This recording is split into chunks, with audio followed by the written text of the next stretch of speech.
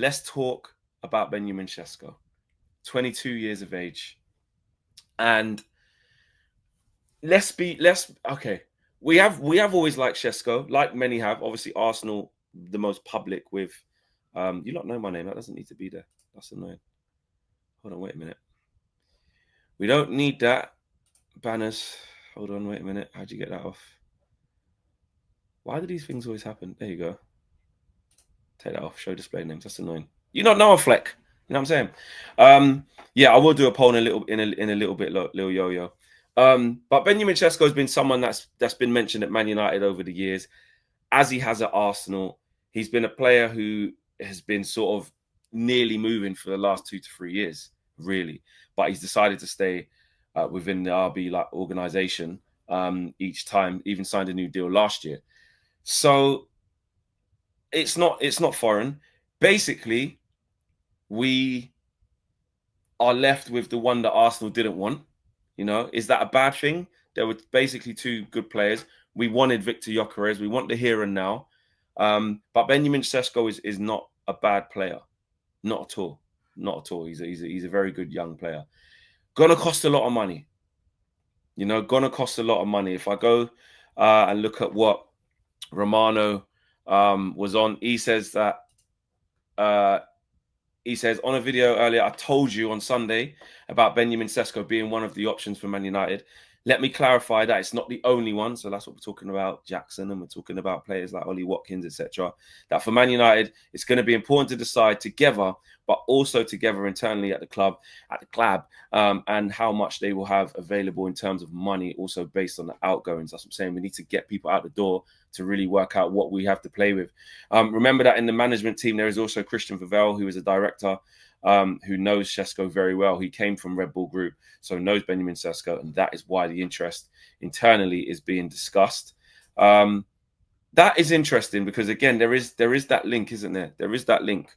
Christian Vivel, exactly that. He knows him from his time in the RB organization, so we'll be very well versed on him. And look, it's whether you want. It's what we want. It's what we're going to prioritize.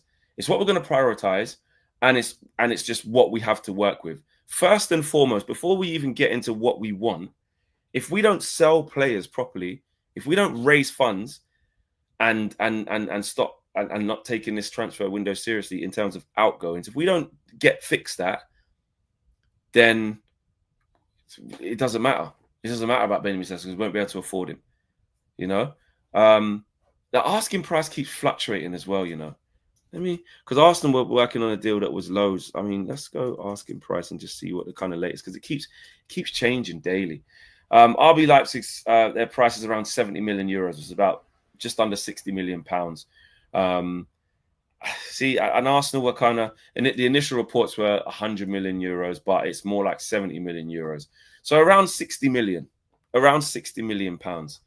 Now, that was obviously a lot higher. I remember when Arsenal were trying to negotiate, it was too high, what the reports were saying. So if we want to buy someone for 60 million after buying Mbeumo or committing to buying Mbeumo for 70 million, 71 million pounds, we have to raise the cash. There's no other way to talk about it. Like, you have to raise that money in player sales. So I don't think we're going to be able to really go for him until we know what we're working with, like Fabrizio Romano said. And then on top of that, if you look at Marcus Rashford leaving on loan, all of his wages are off the book, that's going to help massively. Listen, they're paying 100% of his wages, like, what was it, like 12, 14 million for the year or something off the books, and they got the option to buy. Now, the difficulty is you can operate off of, wow, we don't have to pay Rashford's wages, and he's got 3 years left in his deal. We don't have to pay Rashford, and he's agreed to take a pay cut as well. We can talk about fixing what we want to fix based off the fact that Rashford's wages ain't there no more. But as we've seen in the past, what if he comes back? What if you start making deals saying, oh, look, Benjamin Sesko, we can afford to get him because we've got, Rashford's wages off the bill, so that helps us spend this much. And then Rashford comes back because they didn't want to keep him or something, and then you got the same problem. Now, also, you got to think of it like this as well, is that to raise the best part of 60 million, and you know what Leipzig are going to be like, they're going to want their P's, man. Yes, installments and that, but they're going to want a guaranteed upfront figure of this, then the add-ons. We know how this goes. We need to have the money there. So that needs to be a significant outgoing, not a loan. That will help with wages and clearing wages per week that we have to spend on player wages. That's fine. That's a massive help. But it doesn't necessarily transpire into like transfer fee freedom. It doesn't. It doesn't. That's only going to come from selling Ganacho. That's only going to come from selling Anthony, selling Sancho to Juve or wherever it may be. Do you know what I'm saying? So there's that. Then there's the player. Then there's the player. So that's the financials. Then there's the player. Benjamin Sesko, looking at his stats, and he's been fairly consistent. He's been fairly consistent in the last couple of seasons in the Bundesliga since he's gone there to Leipzig. And when you say consistent, it's not mind-blowing numbers. So it's a complete different contrast to Victor Gyökeres. Victor Gyökeres is the goal machine, the gunman, the man who knows where the ball is, sorry, the back of the net is, and he's in his prime now. No waiting time. Benjamin Sesko has been, and we've been talking about him for 2 to 3 years. Shout out Owen. Benjamin Sesko. Yeah. We've been doing that for 2 to 3 years from when this kid was like 19, when he was really raw. Now he's had more time at senior level and been playing at senior level. His minutes have gone up, his goals have gone up, or his goals have kind of stayed the same, really, in the league. But if we're being honest, he was very much a working project then when we were speaking about him 2 to 3 years ago, and he still is. So that's what you have to consider. He's someone who's going to need time, patience, nurturing, because he's young. But goals-wise, 13 goals in the league last year for Leipzig, 14 goals in the league the year before that. So it's not a massively prolific goal-scoring record in the Bundesliga, but it's consistent double figures. And then before that, when he was at Salzburg, in the Bundesliga, for RB Salzburg, so I get confused because they're all under the same banner. Again, he scored 16 goals there. And the season before that, obviously 21-22 season, he would have been really young. He would have been about 18, 19, innit?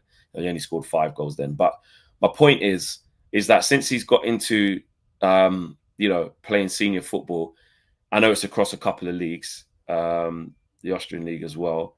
But let's be real, he's got 16, 14, and 13 just in the league. So you know that he's doing something. He's doing something right. He's well liked. He's well spoken about. Shout out Kev Hatchard. I've had a good few conversations with Kev Hatchard, who watches this guy week in, week out. And says he's a top talent, longevity wise. That's the one. I saw him talking. It was when he was talking about Arsenal, but he's like, if you want longevity and you want that project and you want someone with a higher ceiling, you go Benjamin Sesko. If you want someone now, if you want somebody who's ready to go, knows where the back of the net is, you go Sesko. And an interesting one there. See what I'm saying? Laura Hill says 13 goals in the Bundesliga equals 5 goals in the Prem. It was too big, don't like that. Equals 5 goals in the Prem.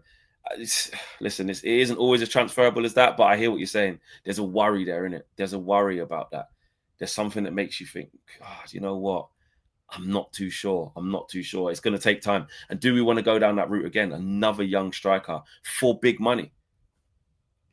Let's be real. It's going to be £60 million plus. £60 million plus. That's big money. If you're going to spend 60 million on him, is it better? And this is where we bring in the other strikers. Is it better to go and spend that 60 million? Not that it's a given that you get him, but is it better to spend that on a 28-year-old Ollie Watkins or 29-year-old Ollie Watkins who knows the league? Not going to be any sell-on value.